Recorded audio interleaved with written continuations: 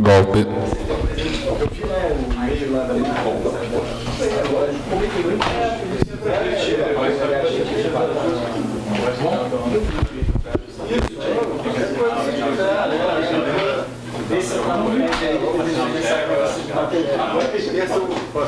nem brinque com isso, senão eu vou morrer.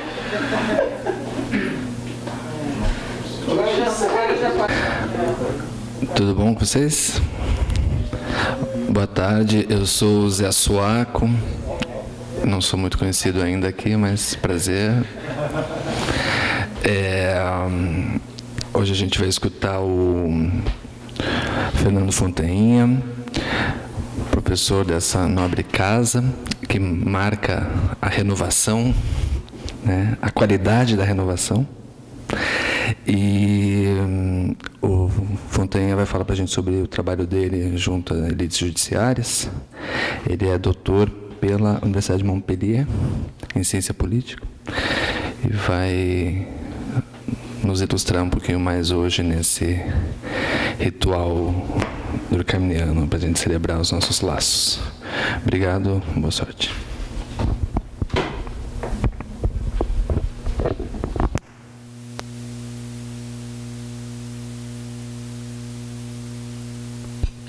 Obrigado, Zé. Boa tarde a todos. Obrigado pela oportunidade de vir apresentar uma pesquisa em andamento, em fase quase final, para vocês, aqui nessa minha nova casa, que tem me recebido tão bem, que tem me dado tanto prazer desde que eu entrei há praticamente um ano. Acho que hoje, oficialmente, é o dia, e faltam 3 dias para fazer um ano de casa. Enfim, é uma grande satisfação de estar podendo apresentar aqui um pouco mais extensivamente um dos meus trabalhos. Eu resolvi dar esse trabalho o título provisório de Direito e Política na trajetória dos ministros do STF, 1988 a 2013. Só para explicitar um pouco mais o efeito do recorte, a ideia é tratar do grupo que atuou e atua no Supremo Tribunal Federal na vigência dos 25 primeiros anos da Constituição Federal. Parar em 2013 apenas significa dizer que os dados que eu vou apresentar não incluem o ministro Fachin, só ele. Incluem todos os outros, desde a composição que herdou em 89 a vigência da Constituição até a atual composição, à exceção do Fachin.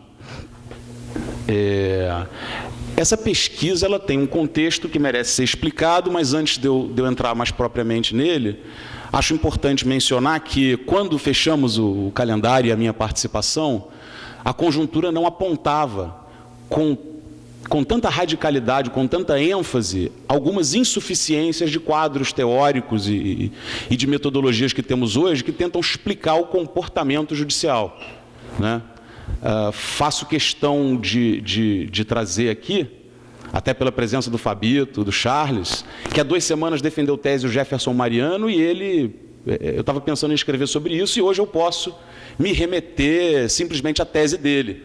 Ele pega basicamente os 3 modelos que boa parte do direito da ciência política brasileira adotaram, de análise do comportamento judicial, o modelo atitudinal, o modelo institucional, o modelo estratégico, e ele mostra a deficiência desses modelos, né?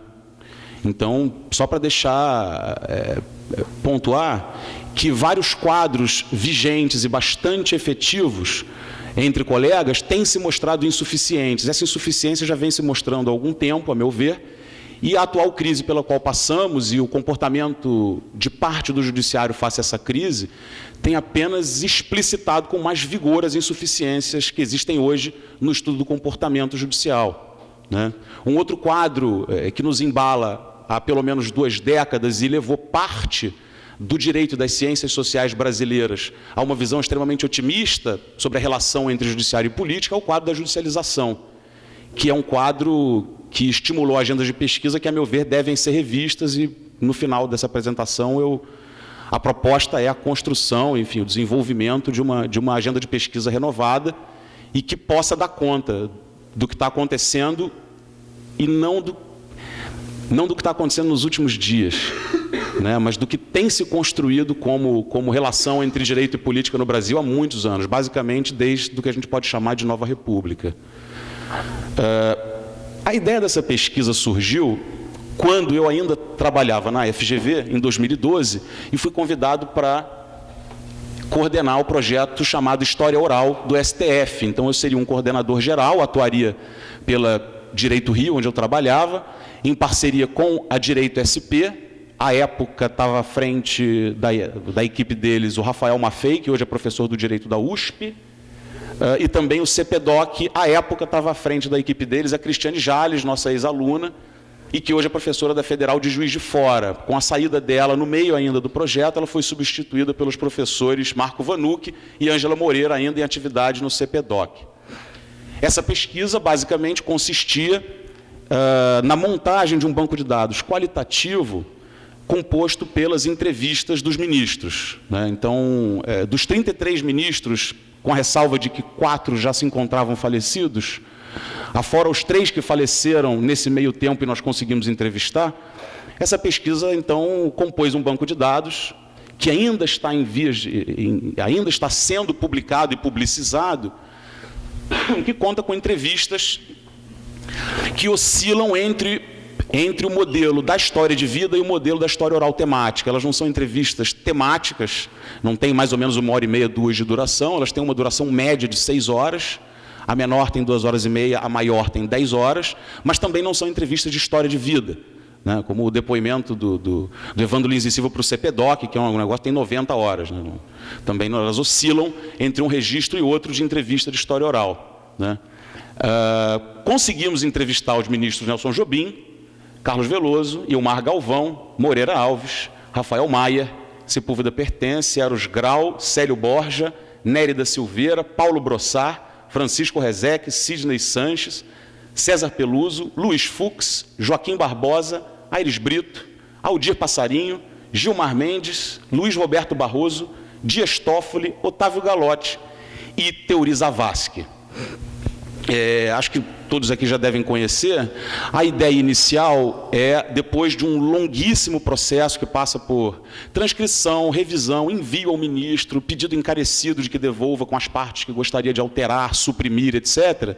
Cada entrevista é publicada num volume, temos 10 volumes já, mais 5 previstos para sair em agosto.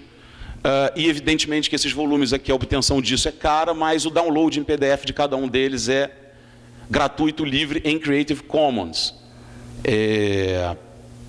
Análises diretas sobre essas entrevistas ainda não estão saindo, ainda não estão sendo produzidas. A estratégia adotada foi publicar o máximo que conseguirmos antes que efeitos dessa publicação, ou seja, análises pelas pessoas que fizeram as entrevistas, possam, eventualmente, desencorajar a concessão de novas entrevistas. Essa reflexão é baseada no comum horror de se ver objetivado que tem boa parte não só das elites, mas boa parte dos juristas. Em geral, eles não gostam, não se identificam ao se verem objetivados através de etnografia ou através de qualquer análise das quais eles participaram como colaboradores nativos. A questão é que a gente foi movido um pouco pela frustração de não produzir análises e de não extrair e de não usar dados para produzir análises sobre esta fração das elites judiciais brasileiras, que são os ministros do Supremo Tribunal Federal. Em determinado momento da pesquisa, resolvemos, por iniciativa própria da equipe e não da instituição, transformar algo que a gente não encarava à época como um produto da pesquisa em uma eventual fonte de dados, que eram os roteiros que estávamos preparando para instruir as entrevistas, né? Eles estavam ficando com uma riqueza impressionante de dados, eles estavam, à medida de ser usados como fontes de dados para pesquisa, num contexto de uma pesquisa exploratória, e a gente resolveu dar, através de um estudo prosopográfico desse grupo, a gente resolveu dar asas a essa nossa frustração e resolveu utilizar como fontes essas informações que estávamos colhendo para compor os roteiros de entrevista, né? Basicamente, para montar um roteiro de entrevista dos ministros, nós íamos primeiro no Dicionário Histórico Biográfico Brasileiro, todos eles são verbetes, né? Em segundo lugar, encontramos, e sem dúvida a fonte mais rica, a pasta dos ministros no STF. Cada ministro tem uma espécie de site próprio, mas institucional, dentro da página do STF, e lá ele mesmo carrega informações como seu currículo e, em particular, suas condecorações. Eles carregam as condecorações, comendas, medalhas e láureas que receberam ao longo da vida. Essa foi uma das nossas principais fontes de pesquisa.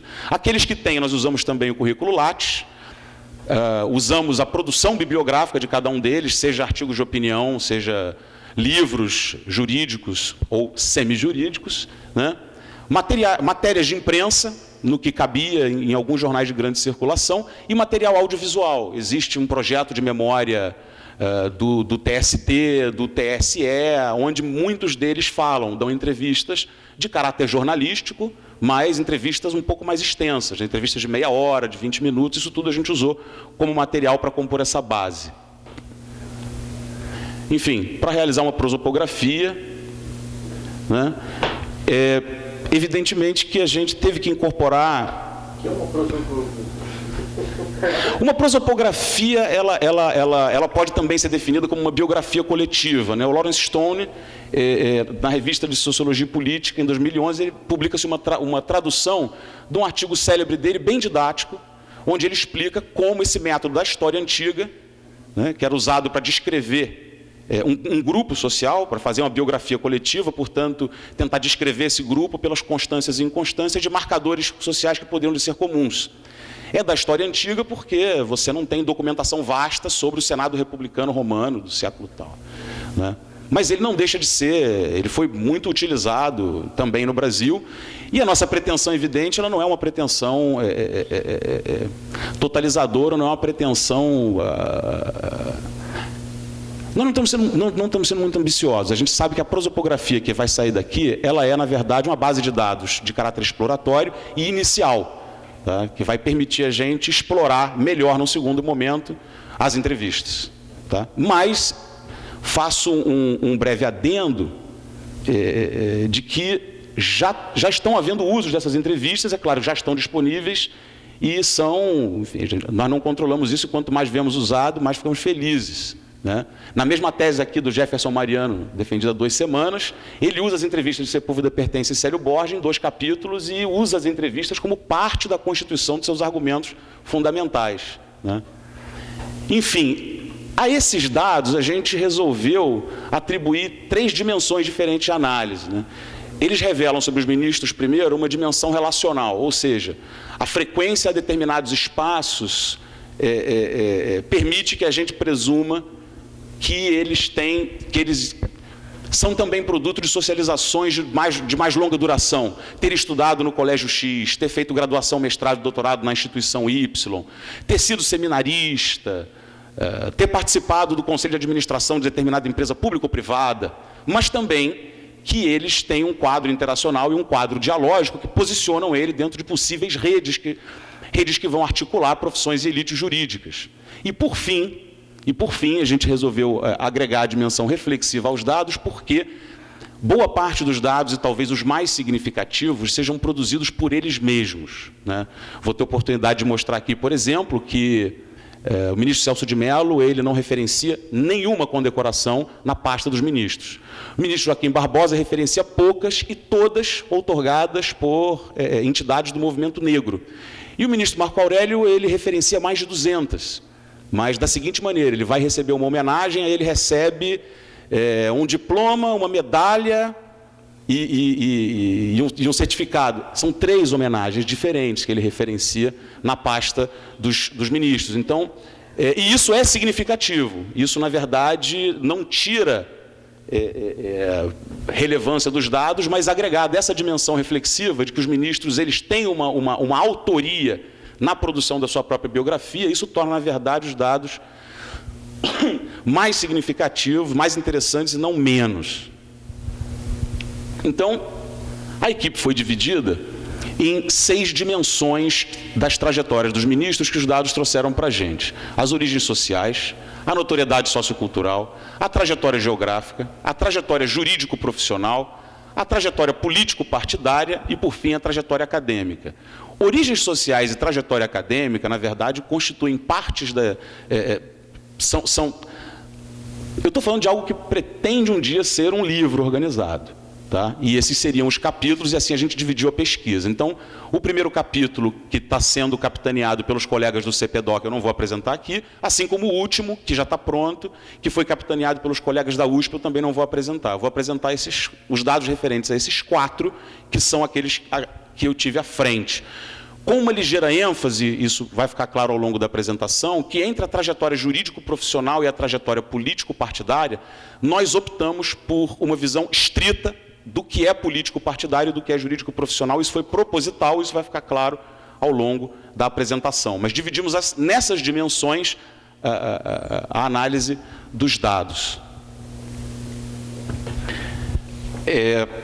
O que a gente pode considerar como bibliografia de referência articula algumas dimensões do objeto que não são necessariamente a nossa. Então, nós temos o Lenine Nequete, a Leda Boechat Rodrigues, a Emília Viotti da Costa e o Andrei Kerner, como estudiosos do Supremo, porém com uma chave histórica. Eles vão buscar, em outros momentos em que o Supremo atuou politicamente, né, em outros momentos críticos, a chave para tentar entender a Ordem de 88. São textos interessantes que levamos em conta, e, óbvio, essa lista está longe de ser exaustiva, eu diria que ela é a mais significativa, né? Do ponto de vista das profissões jurídicas, Maria da Glória Bonelli e Lucídio Oliveira são aquelas que vão tentar entender o Supremo do ponto de vista da profissionalização e vão articular a tese de que, ao longo da história, e em particular do período 88-2013, você tem um movimento de profissionalização que despolitizaria o Supremo Tribunal Federal. Vão colocar profissionalização e politização como categorias fundamentais para compreender a mudança recente do Supremo Tribunal Federal. Fabiano Engelmann e Frederico Almeida são aqueles que chegam mais perto de tentar fazer aquilo que a gente pretende fazer, né? que se pretende fazer, que nós pretendemos fazer com esses dados, que é tentar articular profissões e elites, né? Construir a hipótese de que existem dinâmicas profissionais e elitárias que vão compor e vão poder permitir plataformas explicativas um pouco mais estáveis para o comportamento dos ministros, né? Eu não citei toda uma vastíssima bibliografia que é jurídica e que se vale da famosa pesquisa de jurisprudência, mas adianto a crítica de que essa bibliografia ela peca por subsumir no produto o processo. Essa bibliografia, por falta de melhores referenciais empíricos, ela toma a decisão judicial como algo explicável em si, e não como um documento que é institucionalmente produzido. E essa produção institucional se dá num contexto, no caso do Supremo, de uma linha de produção mobilizada por mais de 40 assessores. Cada ministro do Supremo tem mais de 40 assessores. Essas pessoas, elas se revezam e elas se organizam para montar as 18 mil decisões, em média, que cada ministro do Supremo dá por ano. É só um exemplo de como essa bibliografia ela é bastante limitada e é necessário uma agenda de pesquisa que a supere. Mas eu diria que o trabalho do Frederico Almeida, em particular sua tese de doutorado, que tem se desdobrado em produções mais recentes, é aquele que vai chegar mais longe na articulação entre dinâmicas profissionais e elitárias, na composição de uma explicação para a atuação política das elites jurídicas, tá? Na minha opinião, o excessivo apego que ele tem ao referencial do campo jurídico, portanto, a ideia de que elites e profissões podem se articular dentro do que a gente chamaria dominantes e dominados do campo jurídico, permite uma certa confusão entre o que seriam propriamente elites e classes dominantes, né?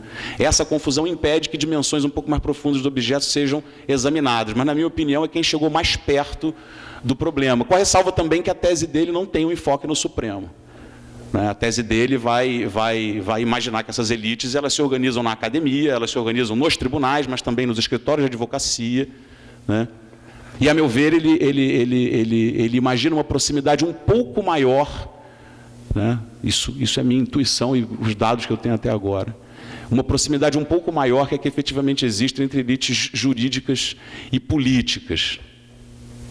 O referencial ao qual eu gostaria, dentro do qual eu gostaria de construir uma hipótese para analisar esses dados, né, é a exploração da tensão entre responsabilidades profissionais e compromissos políticos. Mais do que imaginar, como Frederico Almeida postula, a meu ver, com certa razão, que existiria um campo político da justiça, eu imagino... Eu prefiro construir uma hipótese segundo a qual existem competências, existem práticas e existem pessoas que vão se colocar como capazes de articular essa tensão de uma maneira muito peculiar. Basicamente, o produto, a venda casada que se faz, é a capacidade de produzir decisões judiciais de alto impacto no mundo político e que, ao mesmo tempo, consigam afirmar sua autonomia relativa face ao político. Isso não é pouca coisa. E isso não depende apenas de saber produzir decisões judiciais, depende de saber aproveitar determinados gatilhos elitários, mecanismos de aceleração de carreira que vão ser encontrados em dinâmicas profissionais e não propriamente em dinâmicas já pertencentes à elite. Isso depende da compreensão de um ensino jurídico que se transforma profundamente dos anos 80 para cá. Hoje a gente forma aproximadamente 300 mil bacharéis em direito por ano. Então você hoje tem uma elite jurídica apoiada numa base muito maior. E a essa expansão do ensino acompanha-se uma expansão do número de juízes, promotores, advogados. Só para ficar em um exemplo de como dinâmicas profissionais e dinâmicas elitárias vão dialogar o tempo todo para a produção desse corpo, né, desse grupo social. E, evidentemente, que não quero com isso postular que o estudo dos ministros do Supremo permite um estudo global, ou permite que a gente use esse grupo como uma amostra do que são as elites jurídicas. Claro que não. Mas o Supremo, por ter a peculiaridade de poder recrutar pessoas externas, o recrutamento para o Supremo Tribunal Federal, como vocês sabem, ele é feito com base em 2 critérios absolutamente largos que a Constituição expõe. Um deles é o notório saber jurídico, o que na prática para a gente significa apenas que a pessoa tem que ter um bacharelado em direito, e a reputação ilibada, o que na prática significa que não deve ter antecedentes criminais. São critérios muito largos e que permitem, o que é interessante para nós, é que permitem que diferentes profissões jurídicas sejam recrutadas. Então, alguém com trajetória marcada pela magistratura, pela advocacia pública, pelo Ministério Público, todos esses se encontram no Supremo. Essas diferentes éticas institucionais, elas vão se encontrar no Supremo de uma maneira muito peculiar. Não é correto presumir, por exemplo, que quem tem uma trajetória marcada pela magistratura vai ter um melhor desempenho, vai ter mais capacidade de formar coalizões e de convencimento no Supremo. Isso já está mais do que demonstrado por várias pesquisas.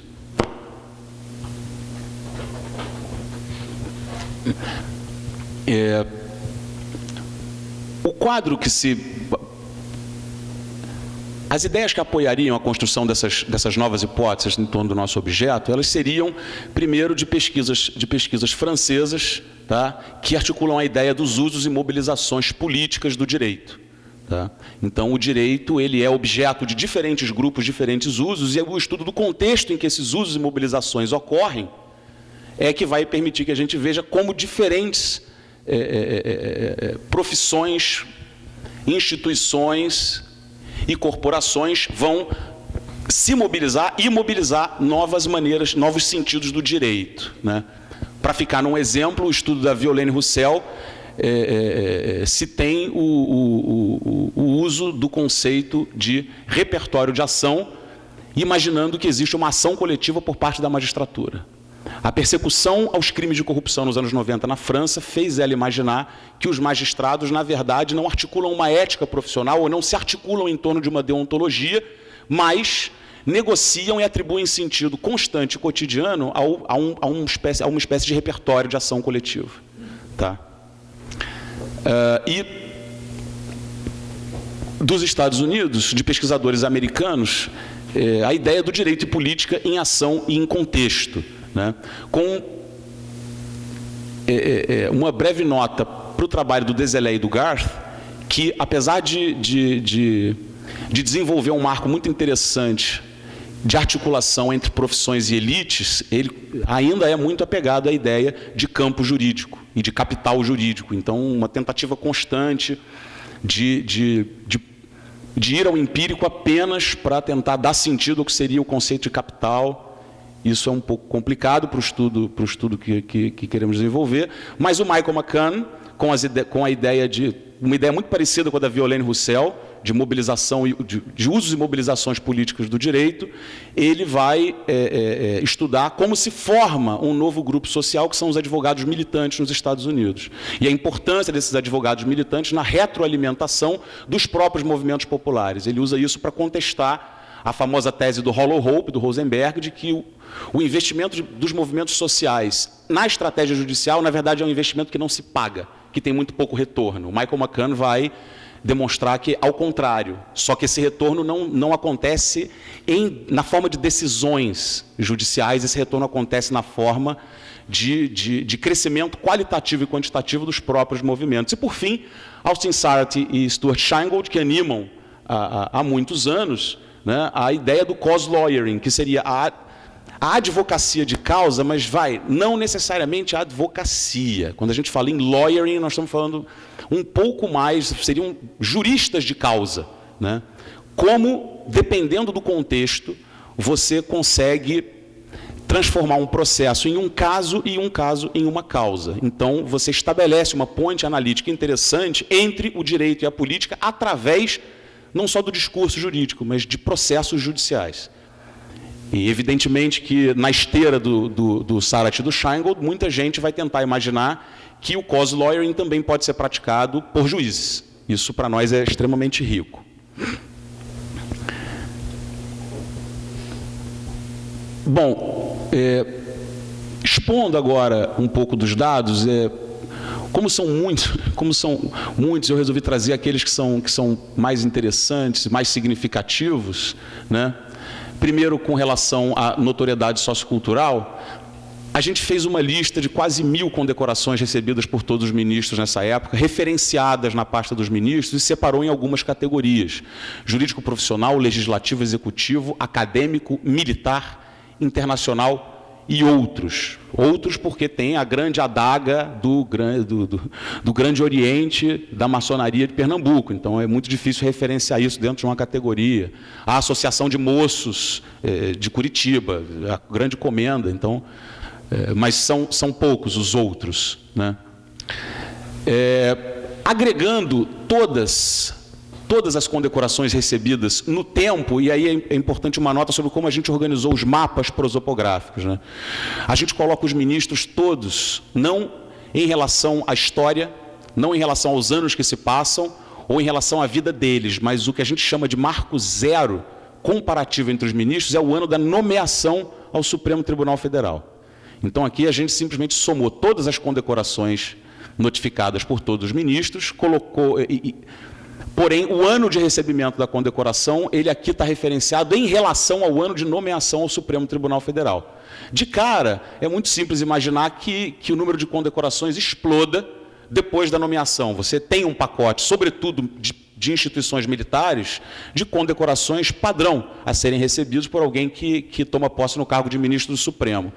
O que nos causou um espanto é que essa explosão ela começa, na verdade, no ano -3. E não no ano 0 ou no ano 1. Né? A explosão começa entre o ano -3 e o ano -2. Estressando o argumento, a gente poderia, com base nessa tabela, afirmar que a campanha para o Supremo começa 2 anos antes, em média, 2 anos antes da efetiva nomeação. Estressando o argumento. Tá? Mas, no mínimo, a tabela revela que existe uma explosão ou de notificação ou de condecorações, em média 2 anos antes da efetiva nomeação para o Supremo Tribunal Federal, né? Aqui é algo bastante curioso e revela também alguns pontos estratégicos de alguns ministros. O Marco Aurélio, que degenera esteticamente a tabela, né? Quase 230 condecorações notificadas, Celso de Mello 0, né? Mas algumas outras questões interessantes, né? Como a excessiva disparidade de condecorações internacionais que tem o RESEC, por exemplo, né? E uma outra que a gente esperava que fosse mais significativa e não é que alguém tivesse uma super notificação de condecorações militares. Parece realmente que todos são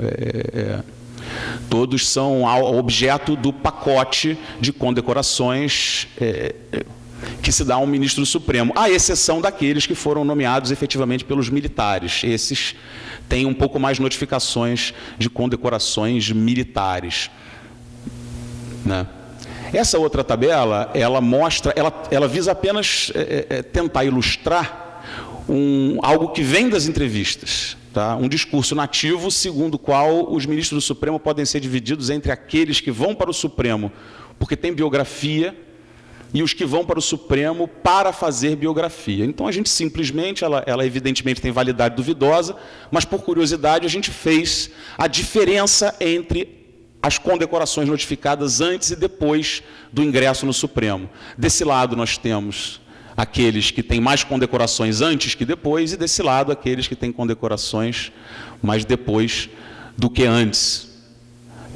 Essa tabela, na verdade, visa apenas explicitar e testar e colocar em alguns números, repito, não muito confiáveis, esse discurso que é nativo. A gente jamais parte do princípio que o Supremo pode ser assim dividido, mas alguns ministros repetem isso nas suas narrativas. Do ponto de vista dos padrões de mobilidade territorial, que a gente vai chamar de trajetória geográfica, alguns dados que saltam aos olhos. Essas tabelas apenas descrevem que a maioria dos deslocamentos são referenciados a título profissional ou a estudos, e alguns para acompanhar a família, basicamente para acompanhar o pai em mobilidade. Pai que, em função do início de uma carreira jurídica, é obrigado a transitar em comarcas como juiz ou como promotor. Basicamente isso. E que há uma grande maioria, bom, aqui seriam os motivos profissionais, peço desculpas por não ter isso referenciado na legenda, a grande maioria dos deslocamentos é referenciado a título profissional, muito poucos a título familiar e alguns a títulos de estudos. É uma pena, talvez eu possa depois, em outro momento, ter oportunidade de trazer o Rafael aqui para apresentar os dados relativos à trajetória acadêmica, que nos levariam a uma conclusão, ao menos uma conclusão preliminar, segundo a qual existe um uso instrumental muito marcado da academia, né? Doutorados em 2 anos, mestrados em 8 meses, pós-doc de 15 dias, né? A mesma palestra dada anos e anos a fio, 15, 20 vezes por ano, né? E, portanto, uma quantidade excessiva de viagens de estudos, 5, 6 pós-docs, um em cada férias tiradas, tá? Nos impressiona o fato que, bom, não o fato de Brasília ser o destino mais notificado, mas o fato de, antes de Porto Alegre e Belo Horizonte, nós temos Estados Unidos. Diante de Recife, nós temos França. Antes de São Luís do Maranhão, São Bernardo do Campo, nós temos Holanda. Então, a busca por titulação e por legitimidade em uma profissão que em nada é internacional. Profissionais que trabalham exclusivamente no vernáculo e que têm sua competência restrita, no máximo, no caso do ministro do Supremo, ao território nacional. Usam e abusam a título sempre acadêmico, praticamente sempre acadêmico. Raras são as conferências internacionais de juízes, visita técnica na Escola Nacional da Magistratura. Raramente esses deslocamentos internacionais ocorrem a título profissional. O mais interessante e que permite que a gente repense a centralidade de Brasília, para fora do fato dela ser a capital e ser onde fica a sede do Supremo, é o seguinte: a naturalidade dos ministros do Supremo, ela evidentemente é mais concentrada no Sudeste, mas impressiona que 2/3 deles eles vêm do interior. Não só do Sudeste, mas também do Sudeste. 1/3 nasceu em uma capital, Porto Alegre, Rio de Janeiro, São Paulo, Belo Horizonte. São ministros que vêm do interior para a capital. Os ministros do Supremo têm uma trajetória marcada pela vinda do interior para a capital, basicamente para estudar. Se a gente isola agora o local de bacharelado deles, né? À exceção de um em Aracaju, 2 em Brasília, 2 em Recife, 1 em São Luís e 1 em Santos, nós temos os ministros do Supremo basicamente formados no Rio de Janeiro, em Belo Horizonte, em Porto Alegre e em São Paulo, capital. Apesar de nenhum deles ter nascido em Brasília e só 2 terem bacharelado em Brasília, no momento do anúncio da indicação dos nomes deles, 2/3 já estavam em Brasília. 2/3 já estavam em Brasília. Então, para fora da imaginação de que Brasília teria uma centralidade nesse processo porque lá está o Supremo, a gente poderia imaginar, e é importante explorar, que em Brasília se constituem redes e estar em Brasília, fazer um cotidiano em Brasília, permite que você se torne cada vez mais expert em competências como fazer pessoas trabalharem para você no sentido de propulsionarem a sua candidatura a cargos outros, em primeiro lugar, a cargos outros que o cargo de ministro do Supremo. E a competência de se tornar alguém palatável para ocupar esses cargos. Enfim, uma disputa que nada tem de pública, mas que talvez seja necessário a manutenção de um cotidiano em Brasília. Vale a nota de que nem todos os ministros que já estavam em Brasília estavam ocupando um cargo no judiciário ou na política.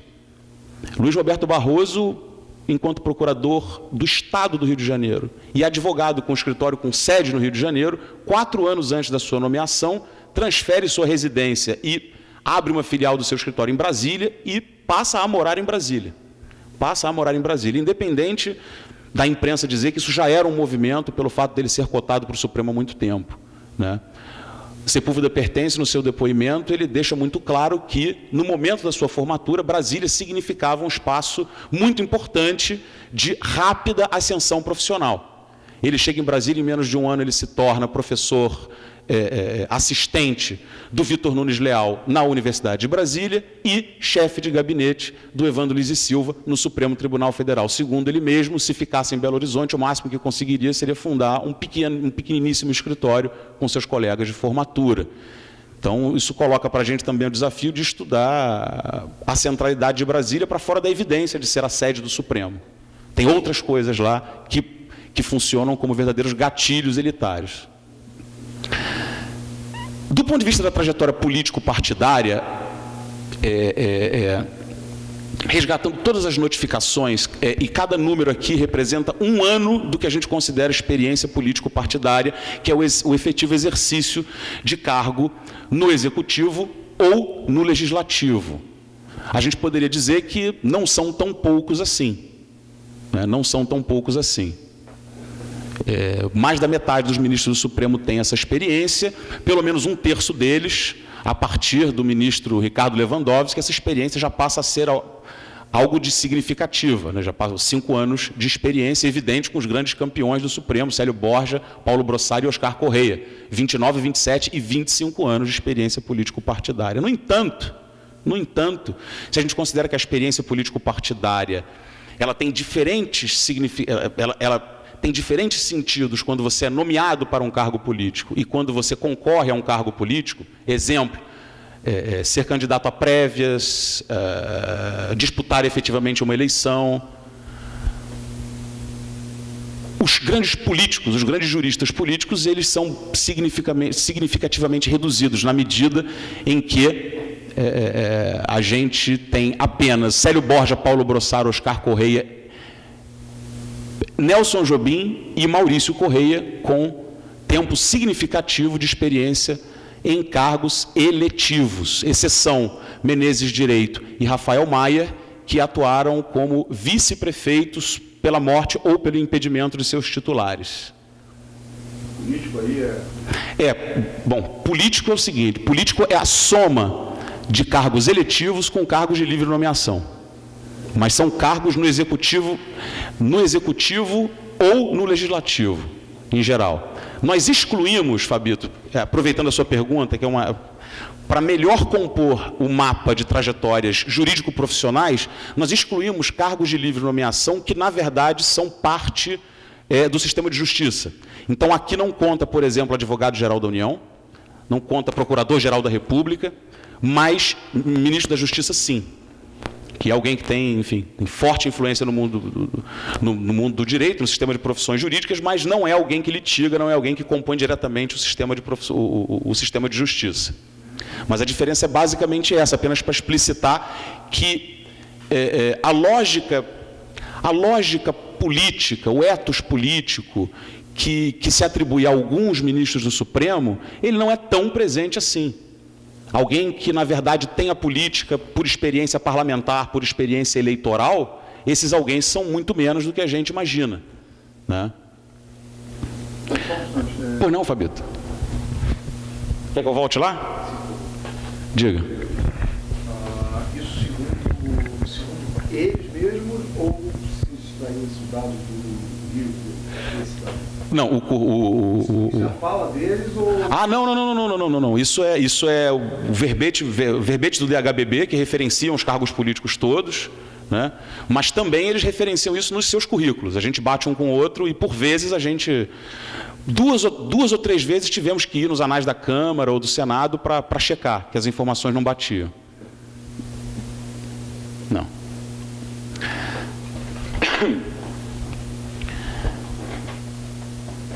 O tempo médio de experiências políticas por presidente que indicou, na verdade, é um cálculo, né, da totalidade de anos que cada indicado dos ministros, a média, então, entre os anos que cada indicado dos ministros, cada indicado de cada presidente possuía por indicação, né? Enfim, quem menos se valeu de ministros com experiência política, curiosamente ou não, foram Collor, Lula e Dilma. E você tem o que a gente poderia chamar de uma explosão de convocação de políticos para o Supremo, na verdade, nos governos Sarney e Fernando Henrique Cardoso, que destoariam da curva, né? Por fim, esse aqui? Por quê? Carece de uma interpretação? Pois é, eu não sei se... talvez ainda não a tenha, mas fato é que... Sabe objetivamente o que o Graff está falando? É que o Graff tem... não a interpretação. Não é a interpretação. O que o Graff está indicando? Cada presidente desses nomeou uma quantidade de ministros do Supremo. Esses ministros vieram com alguns anos de experiência, do que a gente está chamando de experiência político-partidária. Nós fizemos a média e distribuímos por presidente. A média de anos. Então, o que eu quero dizer? Fernando Collor de Mello... Não é de indicados. Fernando Collor de Mello indicou... Em todos os ministros que ele indicou, não havia nenhum ano de experiência político-partidária eletiva. E havia quase 2 anos de experiência político-partidária nomeada. Fernando Henrique Cardoso, uma média de 3 e pouco e 8 e pouco. Isso baixa em Lula e Dilma. Só uma outra dúvida também. Sim, claro. O Collor é baixa, o Collor indicou quantos minutos? 3. 2 vezes. Não conta. Sim, com certeza. Olha só, todos os dados que a gente está mostrando aqui, eles não têm uma validade estatística. Essa é a maneira que se escolheu para tentar melhor mostrar os dados, mas evidentemente que o N é muito pequeno. Pois é. Mas é difícil comparar. O FHC indicou apenas 3. Né? FHC indicou apenas 3 ministros. Isso efetivamente poderia produzir, e produz certamente alguma diferença. Quem indicou mais? Lula, disparado. Sarney indicou 5. Foi uma questão demográfica também, porque mais gente saiu aí. Sim, sem dúvida a questão. Não, mas a questão é toda essa. A indicação depende da aposentadoria ou da exoneração. Recentemente, os únicos 2 ministros que pediram exoneração, 3 que pediram exoneração pré-aposentadoria foram Ellen Grace, Joaquim Barbosa. Não, Ellen Grace e Joaquim Barbosa. E Nelson Jobim. Verdade, Nelson Jobim. Que pediram uma aposentadoria por tempo, mas antes dos 70 anos. Em regra, você fica 8 anos no governo, você tem uma grande janela. Fernando Henrique não teve uma grande janela. E muito porque Sarney nomeou gente relativamente jovem. Não dá para dizer que é mais relativamente jovem. A gente quer passar 20 anos no Supremo. É o que acontece quando você nomeia alguém que tem 50 anos. Não é jovem, mas se quiser fica 20 anos no Supremo. Oi? Quem? Itamar nomeou Correia e nomeou Veloso. Não é isso, Léo? Cadê? Itamar está aí. Itamar não está aqui, isso é um problema. Me recuso. É no mandato, não no presidente. É no mandato, não no presidente. Boa. Só, assim, para ficar claro o que a gente está chamando de um mapa de trajetórias político-partidárias e o que a gente considera como marco zero, como a nomeação para o Supremo e não a vida deles ou a história do Supremo, né? Quando você colore o tempo, a trajetória completa de todos, ainda que você considere o movimento estudantil como participação política, a nomeação em escalões inferiores, a experiência político-partidária geral, ela é relativamente baixa. Então, não são essas competências, se eleger outros, ganhar prévias. A herança de práticas propriamente políticas no Supremo, ela não deve ser presumida como uma das influências fundamentais do que a gente poderia chamar um comportamento político da justiça.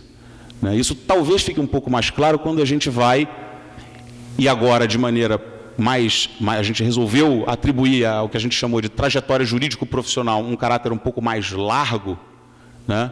Talvez aqui a gente encontre algumas respostas para conseguir avançar, né? Bom, primeiro se poderia ter a ideia de que o Supremo, como parte do Poder Judiciário, além de uma Corte Constitucional, ele é o órgão de cúpula do Poder Judiciário. Não é um tribunal que julga originariamente as ações constitucionais, ele também é a última instância recursal de todo o Poder Judiciário brasileiro.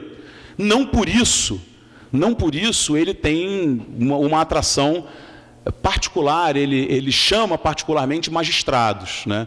De toda a nossa população, apenas 1/3 dela vem majoritariamente da magistratura, né? Ela é seguida pela advocacia privada, tá? Depois pela experiência política, que acabamos de ver, em seguida pelo Ministério Público e pela advocacia pública. Só uma breve nota, sobretudo a Lucídia Oliveira, mas não só ela, né, desenvolvem estudos e atribuem perfis profissionais aos ministros colados com a origem profissional corporativa deles. Então, Joaquim Barbosa viria do MP, Eros Grau da academia ou da advocacia privada, um outro, Marco Aurélio da magistratura, e na verdade vou mostrar em breve, são muito raras as ocorrências de trajetórias que a gente poderia classificar como puras, elas são raríssimas. O que a gente está referenciando aqui, o número, isso aqui expressa o seguinte número: o total de anos dedicados por cada ministro a cada uma dessas atividades. Então, um ministro que ficou 5 anos no Ministério Público e depois 10 na magistratura antes do Supremo, tem 5 aqui e 10 aqui. Tá? O gráfico um pouco mais complicado e também não sei o quanto significativo, ele repete a trajetória política ao longo dos presidentes. Dessa vez Itamar está, eu peço desculpa, então o outro gráfico merece uma retificação, tá? Ele repete, então, em roxo a trajetória política, mas ele traz para a gente 2 dados que merecem uma investigação. Eu não tenho resposta no momento, né? Que são os presidentes Figueiredo e Collor, como presidentes que investiram fortemente em um perfil de magistrado, em recrutar para o Supremo ministros que tenham forte experiência na magistratura. Isso foi zerado no Itamar, mas também enviesado pelos poucos ministros que ele nomeou. Fernando Henrique Cardoso, bom, diferente do Itamar, mas tem um investimento mais forte na advocacia privada, e isso se inverte nos governos Lula e Dilma. A advocacia privada perde força nas indicações e a magistratura ganha força nas indicações.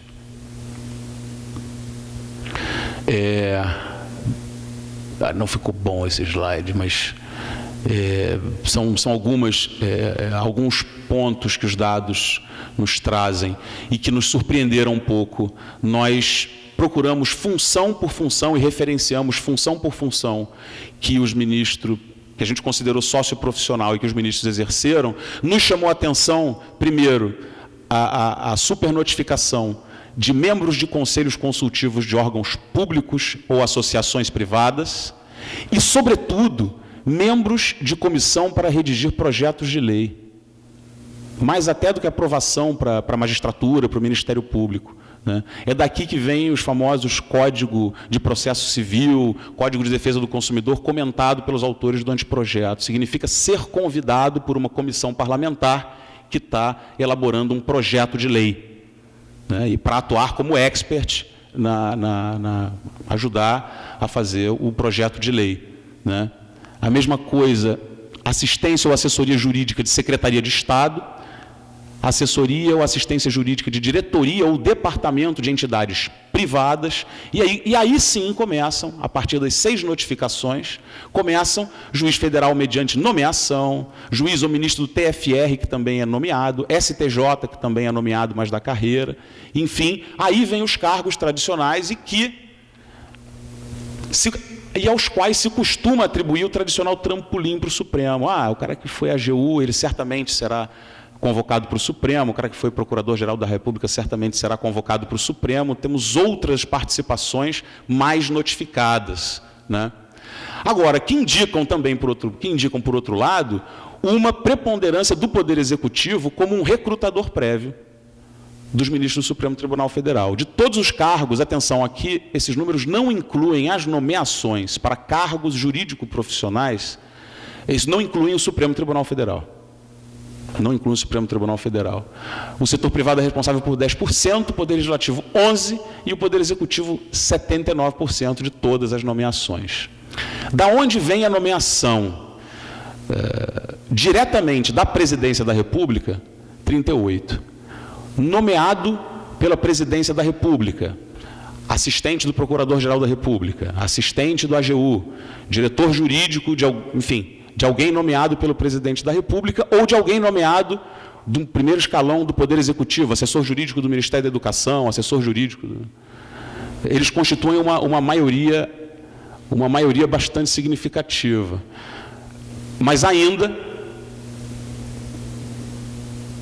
o número se repete quando a gente está falando do nível estadual. Tá? Governador de Estado e nomeado pelo governador de Estado é uma notificação de alguém que foi secretário jurídico da Secretaria de Fazenda do governo Covas. Na verdade, alguém chamado Eros Grau. É a única notificação. Poder Legislativo e setores privados aparecem bem menos notificados. Acompanhamos todos também a dificuldade que Lula teve para emplacar Toffoli. Sobretudo diante da notícia que ele teria sido reprovado 2 vezes ou 3 vezes em concurso público para a magistratura de São Paulo. Bom, os demais indicados em toda a sua, desde 88 para cá, tem muito poucas notificações de aprovação em concurso, se formos comparar com outros cargos exercidos antes do Supremo, né?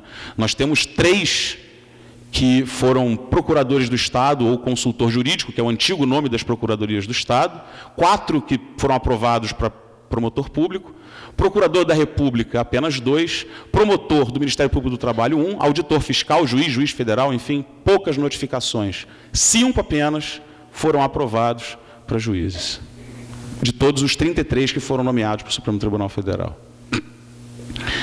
O mapa de trajetórias jurídico-profissionais, atenção, esse aqui é o marco zero, a partir do momento em que todos ficam vermelhos porque entram na magistratura, no Supremo Tribunal Federal, ele indica essa pluralidade profissional. Em roxo, a participação política, mas a gente pode ver, no mínimo, que competem o vermelho da magistratura com o amarelo da advocacia privada, né? O que colocaria para a gente a questão fundamental, que não é apenas no Estado que se formam alianças, que se formam mentalidades, moralidades, que vão depois construir o sentido das decisões no Supremo Tribunal Federal. A apresentação extremamente focada em dados, ela se dá pelo fato de que essa pesquisa está em andamento, né? Os capítulos que comporão esse livro, eles se encontram prontos, mas eles vão carecer de uma análise posterior, então a equipe ainda vai se reunir, a gente ainda vai discutir melhor esses dados a gente considera e a gente acha que esses dados são exploratórios, tá? Eles não têm um caráter definitivo e não permitem a gente tirar grandes conclusões, mas eles permitem que a gente construa e que a gente tente animar uma agenda de pesquisa que passa pela construção de uma sociologia política do direito com ênfase na tensão entre compromissos políticos e responsabilidades profissionais.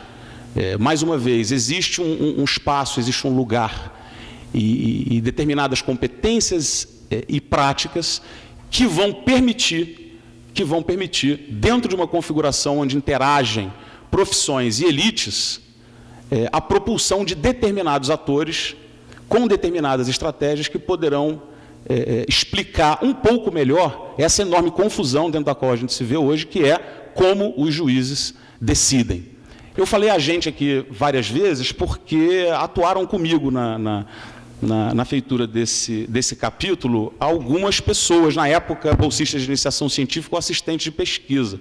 Como tem dois aqui, eu faço questão de citar nominalmente o Tiago, que é mestrando na UFRJ, participou do capítulo da trajetória político-partidária, e o Leonardo Sato, que é nosso doutorando em ciência política, que participou também da redação do capítulo da trajetória político-partidária.